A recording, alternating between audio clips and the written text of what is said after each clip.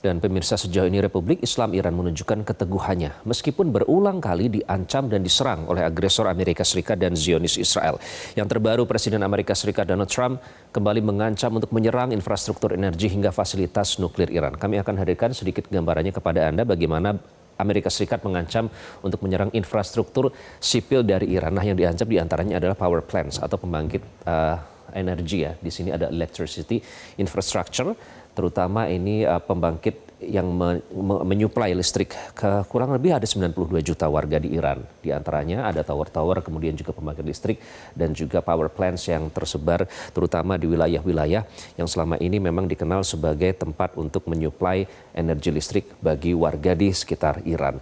Iran pun mengecam serangan dan ancaman Trump terhadap fasilitas-fasilitas sipil tersebut. Ini sudah dikatakan sebelumnya, karena bukan hanya pembangkit listrik tapi juga fasilitas energi dan juga jembatan hingga jalur distribusi yang digunakan oleh warga sipil Iran untuk menunjang kehidupan sehari-hari.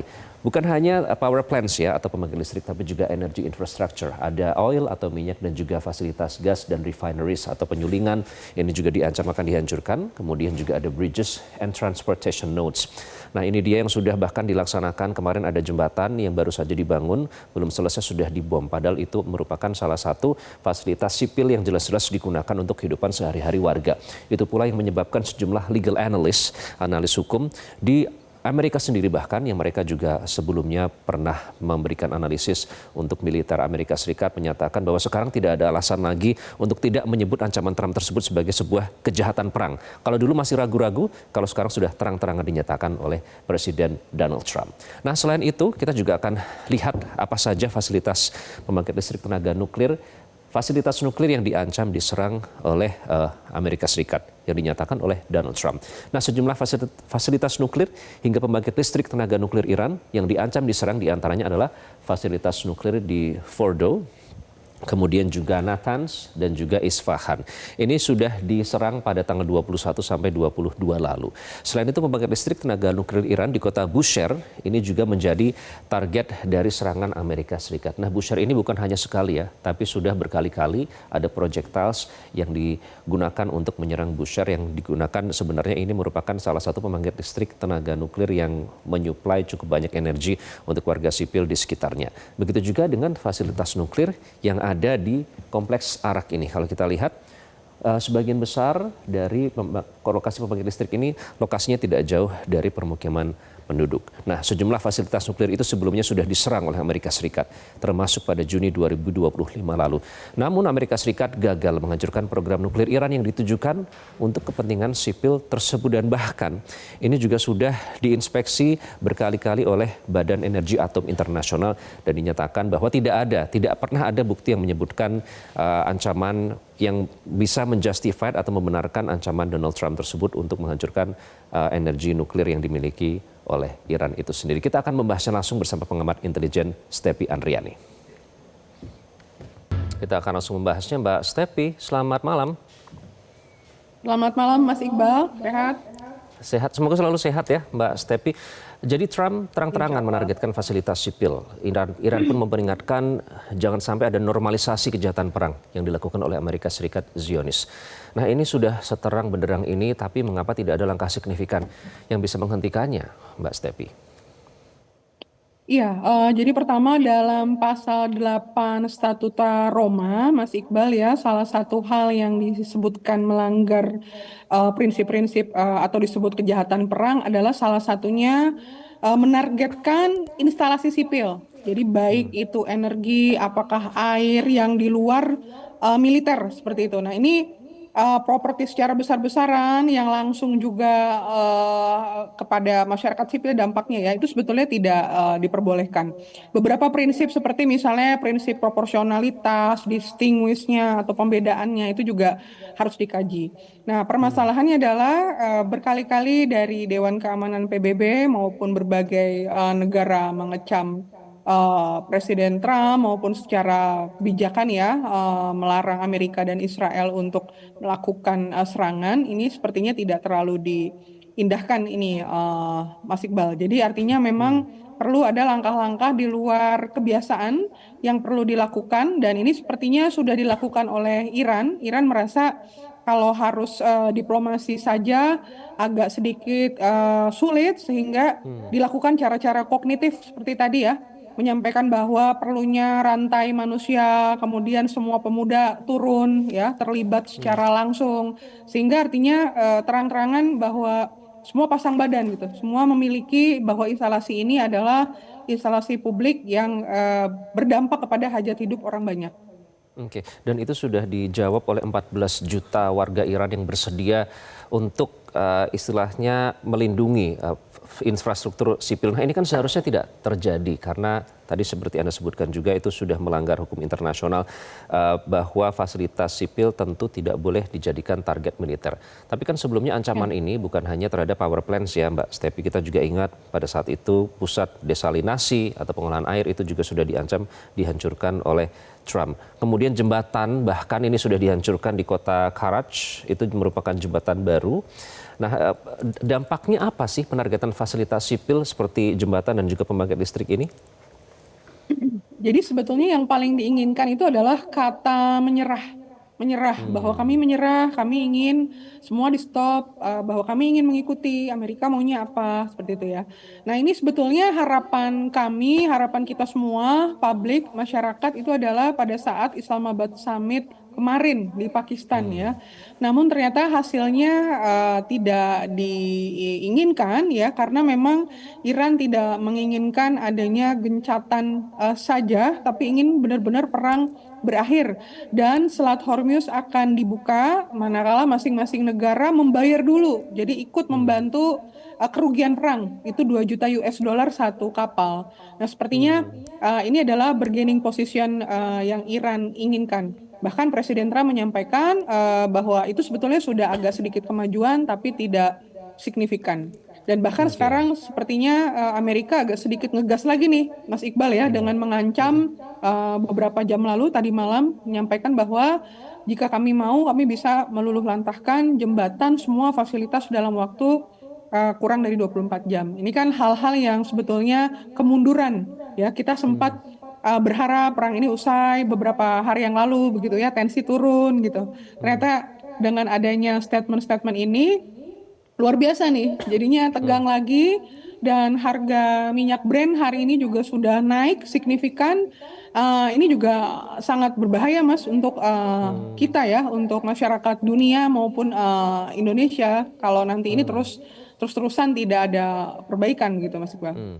Tidak terbayang Mbak Stepi, saya masih ingat ya kita sempat berbincang waktu itu, kita tunggu hasilnya dalam Ya, Islamabad Convention ya. Tapi ternyata hasilnya betul tidak, summit. Oh. Islamabad Summit ternyata hasilnya tidak seperti yang diinginkan. Nah, ini artinya kan ada Betul. inkonsistensi antara pernyataan Trump di permukaan yang sempat bilang bahwa Iran is an active willing participant dalam negosiasi yang berpotensi akhiri perang dan pembicaraan dengan perantara berjalan baik. Tapi ternyata indirect talks atau perbicaraan tidak langsung itu stalled atau sudah berhenti, termasuk in-person meeting plan. Rencana untuk bertemu secara orang per orang itu bahkan juga sudah berakhir. Permintaan tidak proposal yang diajukan oleh negara-negara mediator Pakistan, Mesir dan juga Turki ternyata tidak disetujui, tidak sepakati oleh kedua belah pihak. Dan serangan ini juga terus berlangsung, terutama soal serangan ke pembangkit listrik tenaga nuklir. Ada peringatan bahwa serangan ke PLTN Bushehr, nah Bushehr ini kan sudah berkali-kali diserang, Mbak Stepi. Dampaknya ini akan dirasakan hingga ke negara-negara Teluk, terutama dalam Ya. kontaminasi radioaktif. Nah, Hmm. dengan mendengar ini, akankah negara Arab Sekutu Amerika Serikat akan bertindak soal ini? Ya, sebetulnya yang sudah kelihatan dan sudah bertindak itu Oman, Mas Iqbal. Jadi Hmm, Kementerian Luar Negeri Oman itu bahkan sudah bertemu langsung dengan diplomat Iran ya, membahas apakah ada opsi-opsi mengenai kelancaran perjalanan, apa yang bisa dibantu begitu ya. hmm, Oman sudah jemput bola begitu, mekanisme administrasinya, apa yang perlu dipenuhi, bagaimana agar kita sama-sama bisa berbisnis dengan baik ya. Bahkan hmm, tidak ada klausul awalnya Oman sebagai negara mediator, Mas. Tapi setelah kemarin mungkin Pakistan, Mesir, dan Turki agak stuck begitu ya, Oman maju karena dianggap mungkin lebih punya hubungan chemistry ya, kedekatan antar suku dan lain-lain dengan Iran seperti itu. Jadi sudah bicara. Jadi saya rasa di sini sudah bukan lagi bicara negara-negara sekutu Amerika. Memang Amerika selama 70 tahun sudah menjadi perisai pelindung bagi negara-negara Teluk. Jadi kalau ditanya kenapa kok banyak sekali pangkalan-pangkalan AS di sana, karena memang sudah ada perjanjian bahwa Amerika akan membantu ketika ada eskalasi yang kaitan dengan militer. Namun kalau sudah bicara seperti ini diserang habis-habisan bahkan instalasi sipil kena, ini yang akan terkena dampaknya adalah negara Teluk, Mas, yang tadi sampaikan. Artinya akan ada masalah dalam suplai air gitu ya. Kemudian hajat hidup masyarakat Teluk ini yang terganggu begitu ya. Termasuk mungkin nanti kalau sampai melebar ke Arab Saudi dan sekitarnya mungkin akan mengganggu ibadahnya umat Islam sedunia gitu ya. Kalau terus dilanjutkan sampai 4-5 bulan ke depan ini tentunya akan berdampak lebih jauh. Sehingga Oke. Amerika meminta gencatan 45 hari dan buka Hormuz kan itu yang diinginkan ya. Namun dengan kondisi seperti ini, bahasa-bahasa propaganda yang memprovoks gitu ya, seperti tadi 24 jam kami bisa melakukan ini saja dan lain-lain, Iran di sini naik lagi dignity dan gengsinya yang tadinya sudah mulai agak sedikit slow down gitu ya. Jadi akhirnya sudah kami tidak mau ada gencatan senjata, tapi kita minta perang berakhir. Minta kompensasi, minta protokol Hormuz yang jelas. Kalau 3 hal itu dipenuhi, Iran mau. Nah kita lihat, kalau dalam 1-2 hari lagi Amerika tensinya naik lagi, ya pasti Iran juga tersinggung lagi gitu ya. Jadi ini bukan masalah strategi saja, Mas Iqbal. Ini masalah pengelolaan rasa. Nah, pengelolaan rasa ini adalah kita lihat mekanismenya ya. Ketika cognitive warfare itu terjadi, ada ketersinggungan, ada dignity-nya. Walaupun kalau di atas diambil yang lebih tinggi itu kan sebetulnya hajat hidup orang banyak ya, kemanusiaan.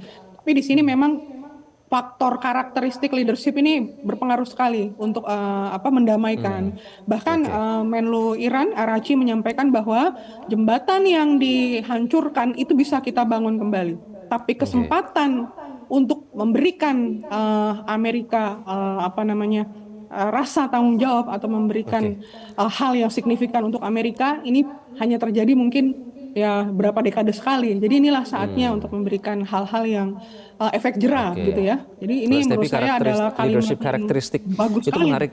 Tadi sempat Anda sebutkan ya, karena sebelumnya Donald Trump ini kan selalu berkoar-koar ya, ingin melindungi rakyat Iran.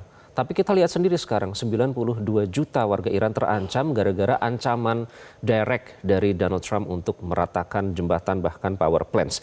Bahkan kalau kita lihat ex pengacara militer di Amerika Serikat juga sudah tidak bisa berargumen lagi bahwa yang diancam Donald Trump itu adalah sebuah kejahatan perang. Nah, soal nuklir ini kan sebenarnya Iran menggunakan untuk kepentingan sipil, bahkan sudah bersedia mengundang inspektor dari IAEA untuk menginspeksi, silakan.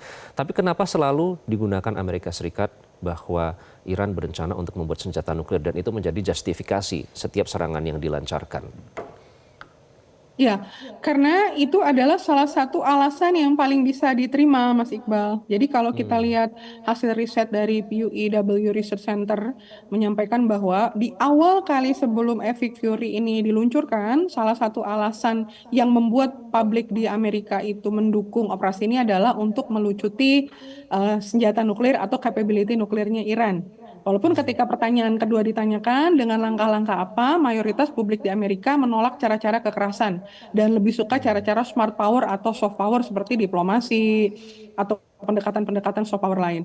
Nah, sehingga alasan itu yang berusaha dipertahankan, Mas Iqbal. Karena kalau alasan itu tidak ada, ini pure dari awal adalah sebuah operasi yang ilegal dan kejahatan gitu. Jadi mempertahankan itu sebagai sebuah alasan. Padahal kalau kita lihat di satelit ya, bahwa nuklir ini kan baru pengayaan, baru bukan untuk pertahanan dan militer. Ada nuklir yang digunakan untuk misalnya hajat hidup orang banyak ya, listrik atau penerangan gitu ya. Ada yang memang untuk militer. Nah, yang saya tahu yang Israel itu justru untuk militer ya, untuk penyerangan, untuk defense. Nah, Iran sejauh ini memang belum matang, baru pengayaan saja. Nah, ini sebetulnya yang kalau beberapa pihak menyampaikan kok ada double standar ya, kok Israel boleh, kok Iran tidak, kan seperti itu ya. Nah, ini mungkin yang perlu jadi pembelajaran untuk kita semua bahwa ternyata memang hukum internasional, hubungan internasional ini memang sistemnya sistem anarki gitu. Jadi tidak hanya cukup hal-hal yang ada di peraturan ya, rule of law, tapi memang tadi siapa yang kuat yaitu yang menang, yang berkuasa. Jadi memang seperti istilah hukum rimba gitu ya, yang punya alusista, yang punya kekuatan manpower, kemudian juga air power, land power dan lain-lain sampai cyber war dan lain-lain ini punya bargaining position yang luar biasa. Jadi Oke. tiap negara ini memang sekarang diperlihatkan bagaimana sih sebetulnya bargainingnya yang dimiliki. Jadi kita sebagai negara yang jauh, tapi juga kita negara Islam terbesar, kita juga masih impor ya, tentunya kita terdampak. Walaupun saya rasa ini pemerintah sampai hari ini masih menahan ya, menahan terus ini kenaikan-kenaikan harga minyak ini tidak menaikkan BBM ini luar biasa. Ini adalah mengenai peran negara yang coba hadir untuk masyarakat di beberapa negara ASEAN itu Mas Iqbal itu sudah naik loh BBM-nya. Tapi pemerintah Oke. kita masih coba bertahan ya untuk melindungi masyarakat dengan tidak menaikkan BBM. Ini sudah Oke. 114 hari ini kenaikan itu minyak Brent ya. Padahal di APBN itu Artinya 70 sampai 76. Jadi sudah semakin dekat signifikan. Mas dampaknya Iqbal. kepada kita ya, Mbak Stepi. Kita akan lihat karena Betul. yang paling mengerikan adalah normalisasi dari kejahatan-kejahatan perang. Kita sudah menyaksikan Israel Zionis Betul sekali. melakukan itu di Gaza dan sekarang Amerika mengikutinya dan tidak ada yang menghentikan. Jangan sampai penyerangan terhadap infrastruktur sipil dan kejahatan perang serta kekebalan terhadap hukum internasional itu dilanjutkan. Terima kasih Mbak Stepi seperti biasa atas analisis Anda untuk Prime Time News. Jelajahi cara baru mendapatkan informasi. Download Metro TV Extend sekarang.